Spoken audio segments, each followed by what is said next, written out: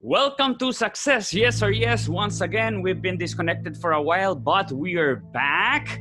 And today, we're going to talk about morning rituals to have a correct mindset for success and be undepressable with Brian Forsyth. This is Success, Yes or Yes. All about succeeding in life, career, and anything in between. Did I pronounce that correctly? Welcome, Yeah, Brian. Brian Forsyth. That's how you pronounce it. All right, man. So thank you so much. We've been chatting for a while, for months now, and then from chatting, now we're doing this podcast, doing an interview.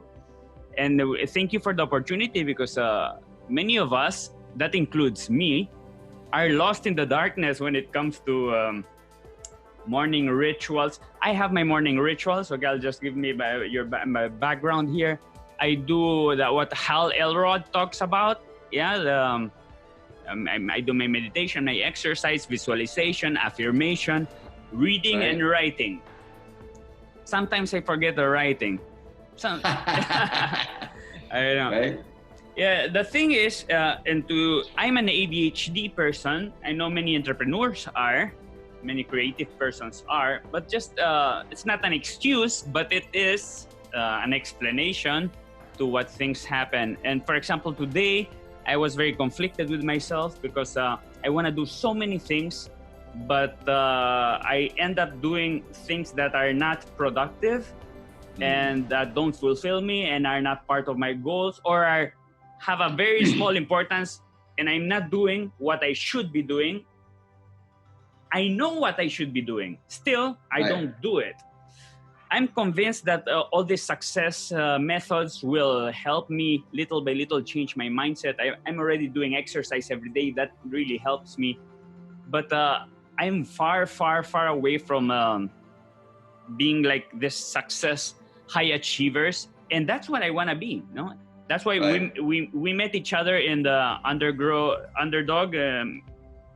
Well, it used to be called Underground Millionaire Mastermind. Yeah.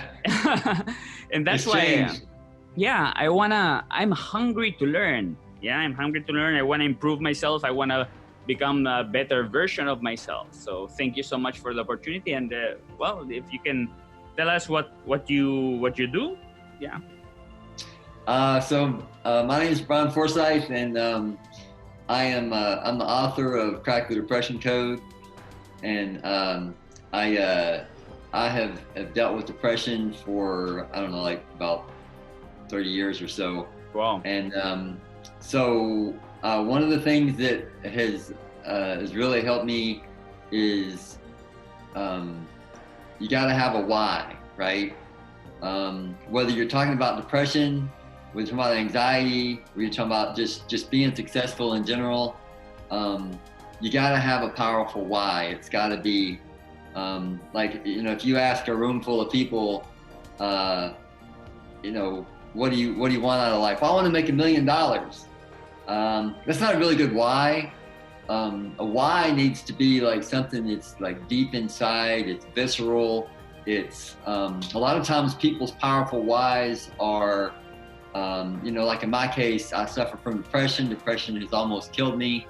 It's taken years of my life, and so. Why were you depressed? My why, huh? Is it because you have a chemical imbalance in your brain, or is it a terrible thing that happened in your life? Well, so I had a really messed up childhood, like physical abuse and mental abuse and all these different things. And I didn't really even start putting myself back together and being like a functioning, human until I was about 25. It took me a long time to really, have any confidence, and interact. And also I'm on the autistic spectrum, which is that's like really a problem, because I didn't know I was autistic, right? This is just something that I kind of realized. so if you're autistic and then you're also, depressive, that's a heck of a combination. That was really hard. But so that's one of the reasons why, I ended up with dealing with depression. I mean, nobody really knows what exactly causes depression. A lot of times it's situational. If you have like a death in the family or something, then that can happen. But were you taking pills for this? Well, when I actually had a mental breakdown 5 years ago, and they put me on antidepressants, and I was in treatment for 7 months, and so yeah, I've been on antidepressants, and so what happened was after I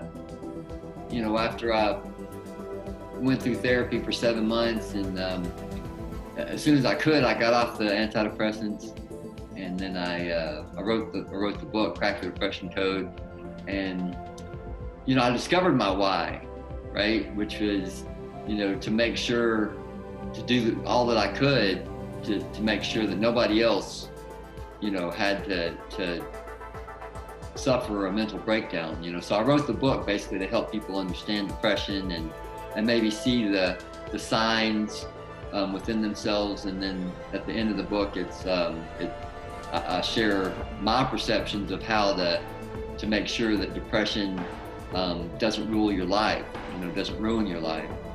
And so one of the biggest ones that I talk about in the book is that you got to have a why, and it has to be strong, and if possible, it needs to be connected with your pain, with your struggles, with your weakness.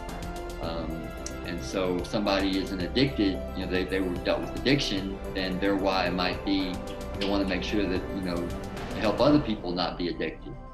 And that needs to be strong, right? And so, because, the stronger the why, the stronger, it's like your rock, right?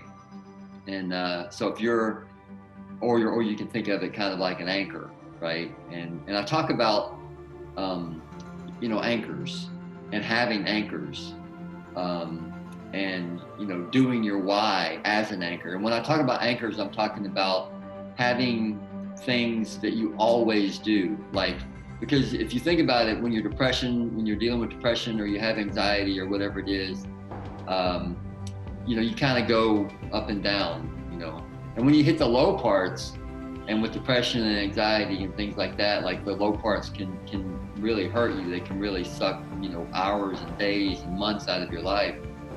They can always, obviously they end up with you could be suicidal. But when you hit those low parts, there has to be something within you that you can cling to, that you can, say, I'm going to fight this, because it really comes down to that.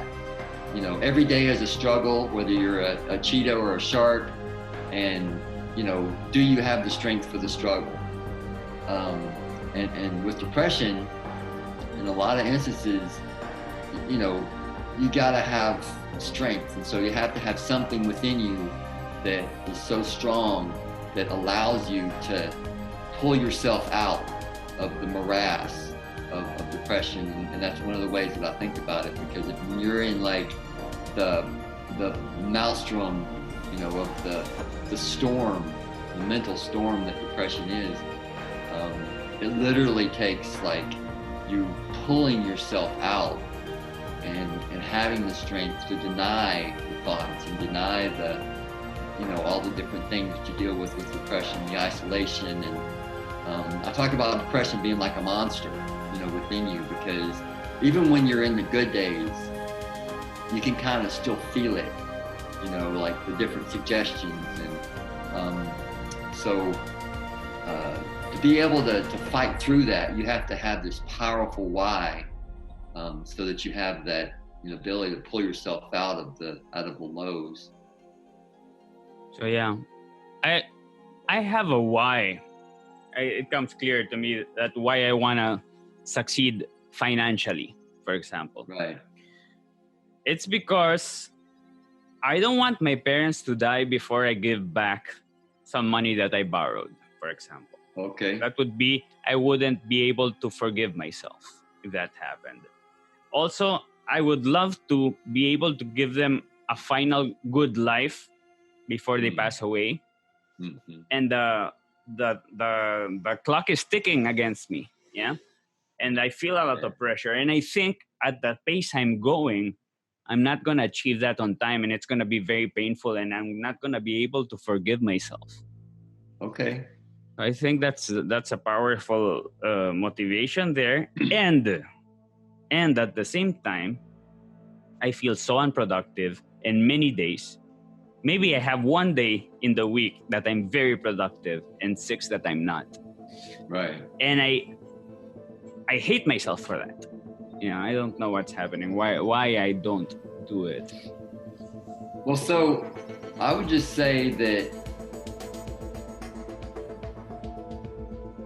self-hate is never productive.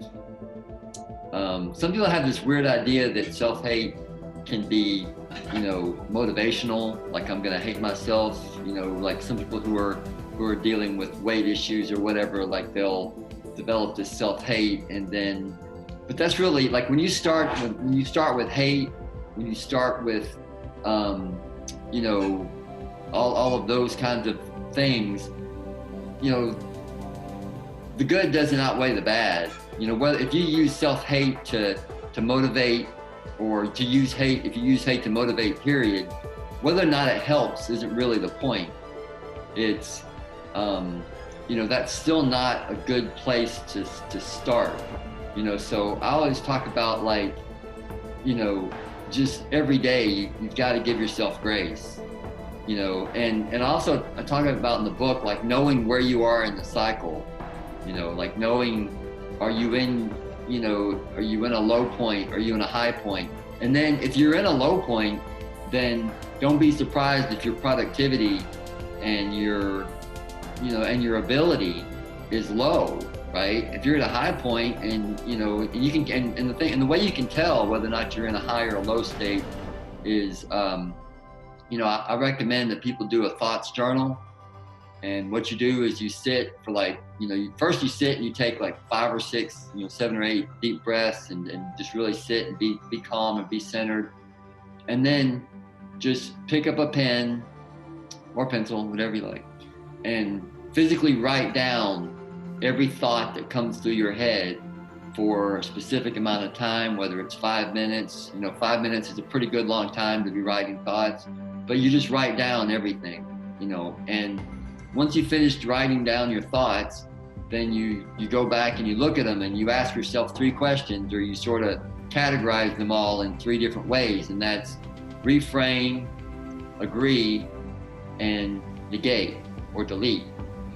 And so you go through and you say, if you see a lot of things, I suck, I'm stupid, I'll never be a good father, those are some of the things that I might see. I'm a father, so if you see all those types of thoughts, then, you can choose to delete them.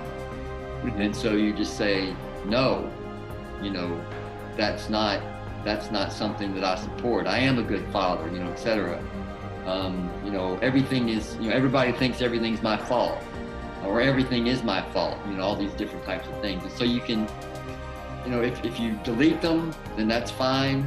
You can take them and you can reframe them, where you can restate. So it's, if the thought is, everything is my fault, then you can say some things are my fault, or, those types of things. And so you rewrite that. And then if you have something that says, a thought that says, I was really good today.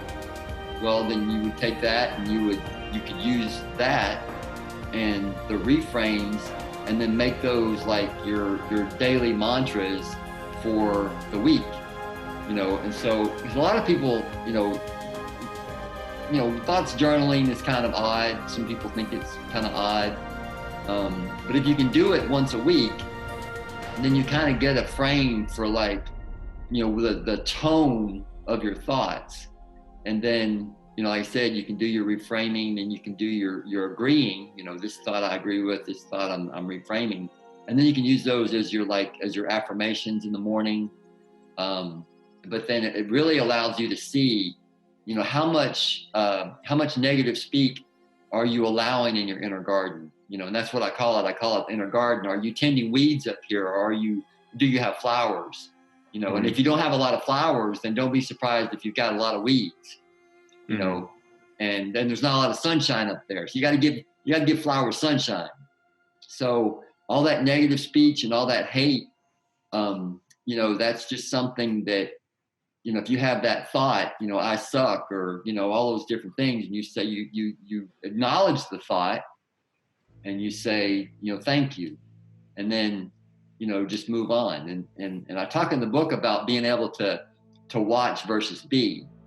And, you know, I talk about it like watching a movie versus being in the movie. You know, imagine you're watching a movie that you don't really care about. You know, it's you know, a movie about how to fold boxes, and you're just watching it, and you're like, okay, and you're not relating to any of it. You're just watching the movie. And that's kind of where you want to be when you're in these mental storms. You just kind of want to step back in your head and just watch and let all the stuff pass by, and not like try to alter it or judge it or whatever. You're just watching it pass by. So if you can spend some time every day just sort of watching versus being, and that's another way to see what the tone of your thoughts are. You know, and if you start seeing a lot of negative thoughts and a lot of down thoughts, then that might mean that you're in a low state. And, you know, you just need to be aware of that and start making an active attempt to deny those thoughts, to reframe those thoughts, not to allow them to continue. So we have this morning habits that will help us achieve that little by little. I really discovered the power of habits because it makes it a no-brainer anymore. You don't have to think about it. You don't need willpower to do it because it already became a habit and it's automatic, you know? That definitely works for me as a ADHD. If it's a habit, I won't forget and I won't need the willpower for it. So you said you have this morning rituals, yeah? That yeah. I will not get depressed, which also helps because I'm a bipolar 1, aside from everything. But I don't get depressed, but sometimes I have a question mark if I'm depressed or not when I sit in bed and I watch TV for 8 hours. Yeah, so maybe that's a sign or something. But it's not that I'm sad, but I'm not productive at all. So what can we do every morning, rain or shine, right, to get in this state and without even doing much effort, become a successful, productive, and happy person? So the first thing is, before you do anything, like for me, I'll tell you what I do. So every day I wake up, and before I eat, before I do anything, I do as many minutes of planks as I can. I start out in some physicality, and that's no matter what day it is, no matter when I woke up, the first thing I do is planks. And starting with, it's just important to have a win, right? And small wins, big wins, whatever size win it is, it's just really important to start the day off with a win. Before you even get up out of bed, you know, I know it's easy because we put our phones right next to our bed, right? And so, you know, the first thing a lot of people do is they grab their phone and they start looking at all the stuff they're worried about. They're checking their bank accounts, they're checking their Facebook, they're, all these different things. But it's really a good idea to start the day on offense, not defense, right? Like defense is checking your checkbook and all these different things, like first when you get out of bed. It's better just to lay in bed and start with gratitude. Start with I'm thankful for waking up. These covers are nice and warm. I'm not in a cardboard box somewhere and getting rained on. So think about like 3 things that you can say, I'm really thankful for. And so start with your gratitude, and then the other thing is make sure if you have an alarm set that you are up and out of bed the first alarm. Like if you're trying to be successful and you've got your snooze button and you're, that I always say, I talk about in the book, if your snooze button looks like J-Lo's makeup case, then you need to, you're not really, you're not doing the success mindset too well. Snoozers are losers.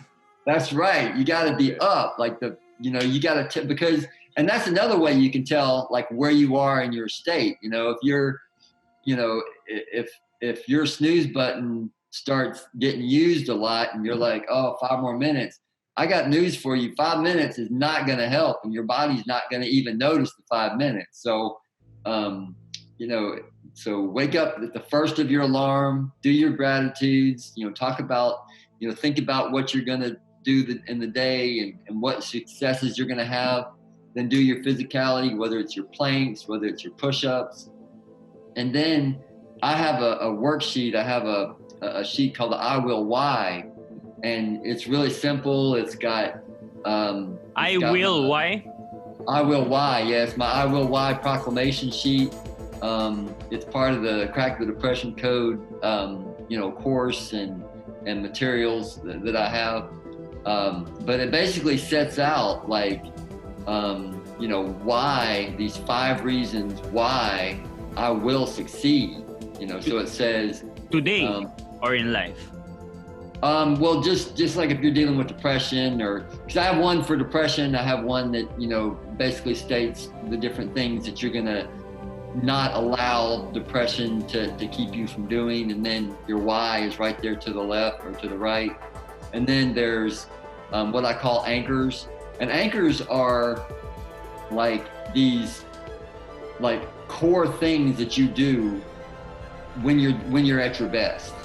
So in my case, like my 3 anchors are, I'm going to read my Bible and pray. I'm going to play my drums, and I'm going to exercise every day. And those are my 3 anchors. And so that's some of the ways that when you set those out and they're right there in front of you and they're on a sheet, when you start noticing that you're not doing those things, then that sort of tells you like that your state is coming down, that your focus, that your determination, your resources, your mental resources are being sapped in some way. And so that lets you know like whether or not you're in this low peak of the cycle or whether you're in a high peak. And then also have a 3-month goal, so we got kind of like a whole picture of your success path as a sort of 60,000 feet picture on one sheet, and I put that right where I can see it every morning. And so every morning you do this paper? Well, I just go. I have it right above my computer, and so I walk in, I look at it, I read the things on it, and I check with myself. I look at my anchors and I say, okay, am I doing my anchors? And then I look at my 3-month goal, and that's where I'm headed. That's the 3-month goal. And then and so that kind of, so I wake up, do my gratitude, do the physical exercise, whatever it is, and then I do the I Will Why, and and plus if you're having a day, or if you don't feel like you're on your game in that day, you're starting to feel kind of like what's the point? Then you look at your I Will Why worksheet and you go through and you say, this is why. These are the 5. This is the I wills, and this is the why. And this is my 3-month goal. Yeah. So if you see you're getting lost, that's when you go back to the whys, for example. Yeah. To reconnect and refocus. Yeah. Yeah. And it keeps you going. Because you're. Obviously, even in the best of times, the entrepreneurial life is, quite a challenge to keep pushing forward. And so, I would just tell you that just based on what I can tell, I know that you're, definitely pushing, and you're unsatisfied with where you are, and you have, you want to be, in a better place, make more money and more influential and help more people. And I know you do your school. I saw you got that thing going on in the Philippines and all that stuff. So just from a guy looking in, from the outside looking in, I would say you're doing pretty good there, Kaya. I give yourself a little bit of slack if I were you. Yeah, I mean, if I compare myself with most people I know, I achieve more than them.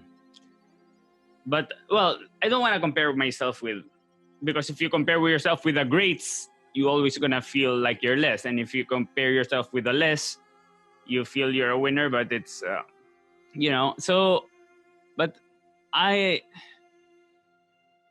have so much unused inventory. I know it. I know my potential. I can feel it. I know how intelligent I am. But there's something that's blocking me. There's something that's not letting me do what I should be doing daily. I don't medicate myself. I guess I'm betting in doing it by meditation and exercise and all that. Right. I know many big athletes and big entrepreneurs have mental problems and have struggled with this, and it's kind of a characteristic to be an ADHD as a great entrepreneur. Still, there's a difference. Most people struggle and fail, and a few figure it out.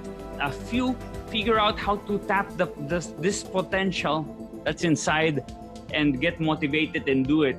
Gary Vaynerchuk, I have his picture right here actually. Would say maybe it's because you're not doing what you really love and are passionate about. No? I do find myself posting more on my private profile and in my actor profile and doing things like for my social media as an actor way before I do the social media for the coffee shop, for example. Yeah. So that's a problem because I'm way more passionate in my career as an actor than my business. But I love my business. It's just that I don't dream about making coffee. But I do dream of being a movie star, right? So sure. Already you're a movie star. I don't know. I do movies, but I'm not a star. There. Shoot. Yeah. I don't know. You're not like, but you're definitely you're a couple of steps ahead of a lot of people. Yes, definitely. No, yeah. So that's the thing. Sometimes if you look at my career, it's like, wow, I achieved so much. Actually, as an actor, I could, if I retired tomorrow, I'll be good. I'm happy. I would be satisfied with my acting career because I did more than I ever imagined before.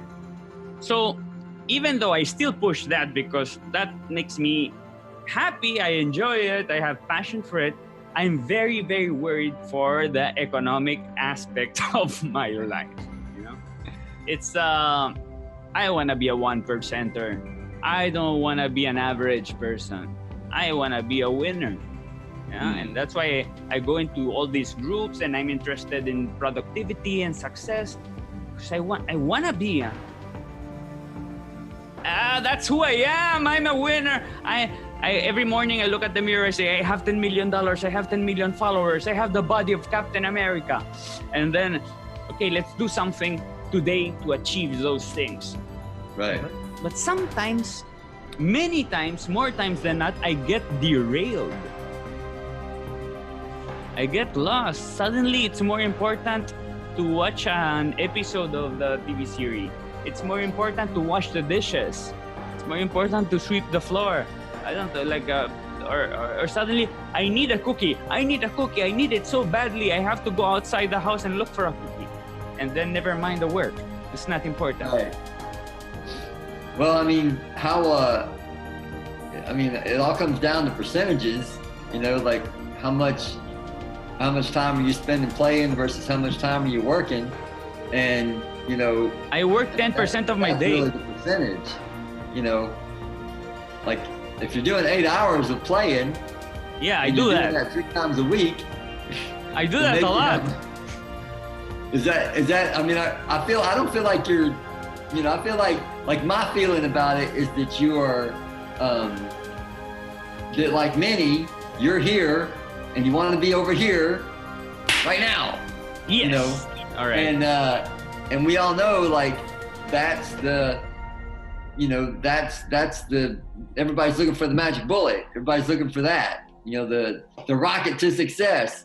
But if there was a rocket to success, everybody would be successful, and then there would be no meaning of success. Mm-hmm. So for you, for anybody, I would say that, you know, to remind yourself that this is a marathon, not a sprint.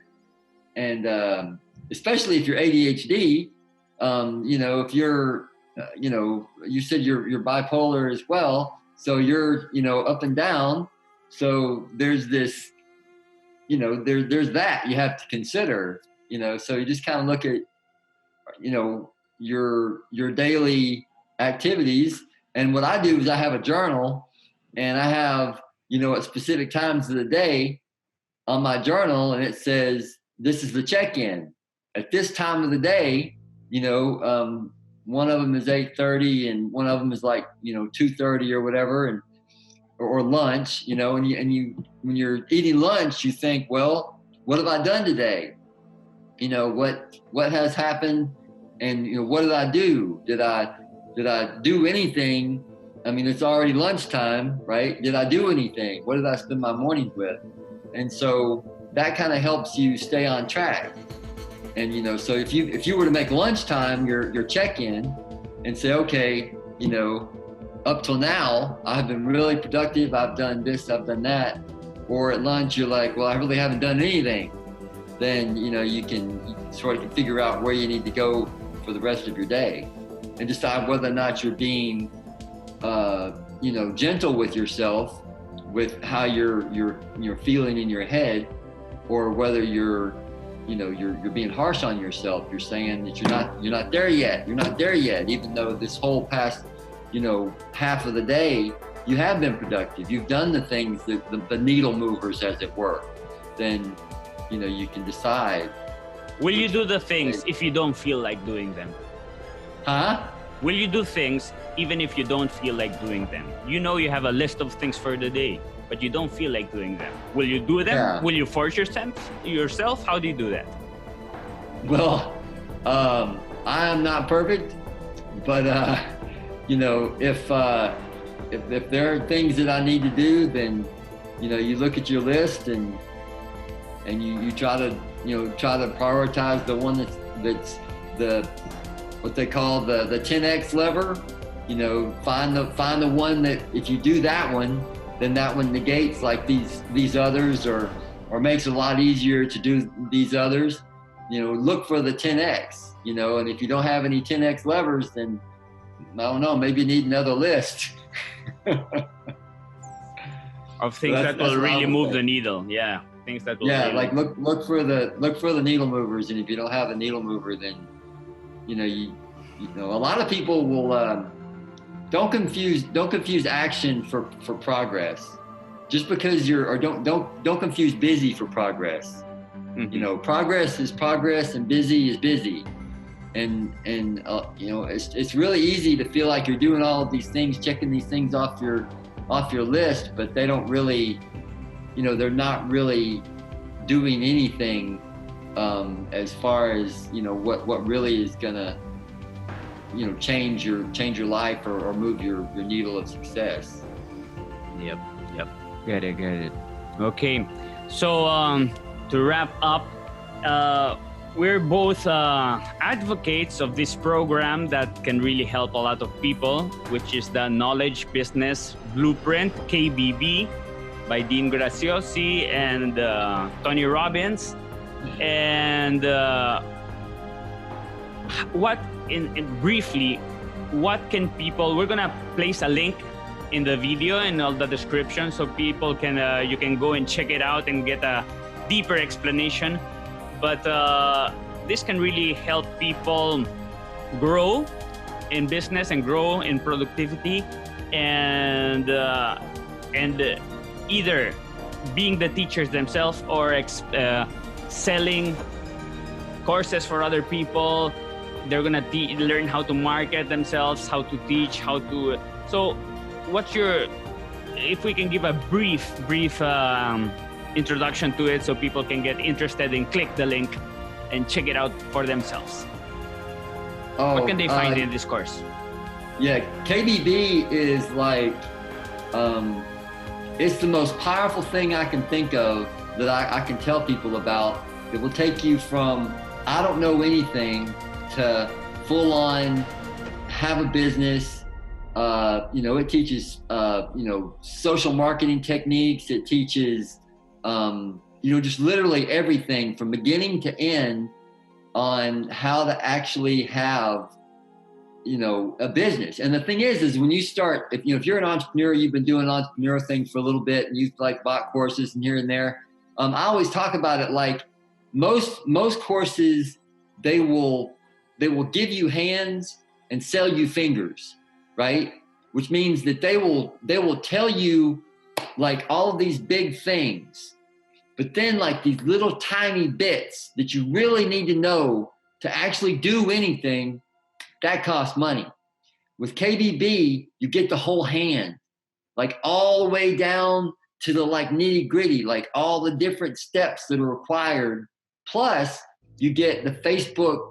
I think there are probably like 30,000 people in the Facebook group, and they're always there to help. If you have a question about your graphics, if you have a question about this, about that, like they're there, right? There's this support network. So whereas a lot of the courses won't give you like everything you need, KBB gives you everything you need from beginning to end. And not only that, you get the mindset, right? Because Tony Robbins, he talks about mindset. He talks about his high level stuff that he only sells to the super rich that he also counsels and coaches.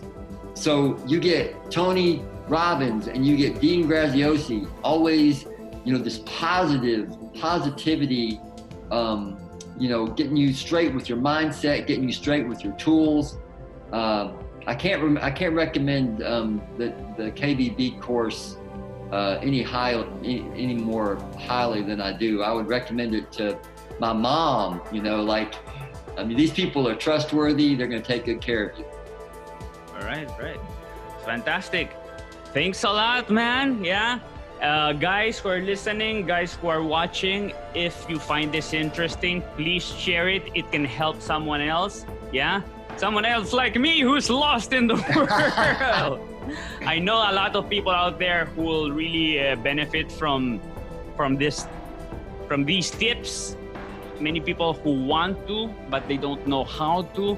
Little habits in the morning can change your day. It will change how you feel, and little by little your productivity also by doing that exercise and taking care of yourself. Yeah. So, well, thank you so much, Brian. We'll also link your Facebook for people to follow you. That's the best place, your Facebook link?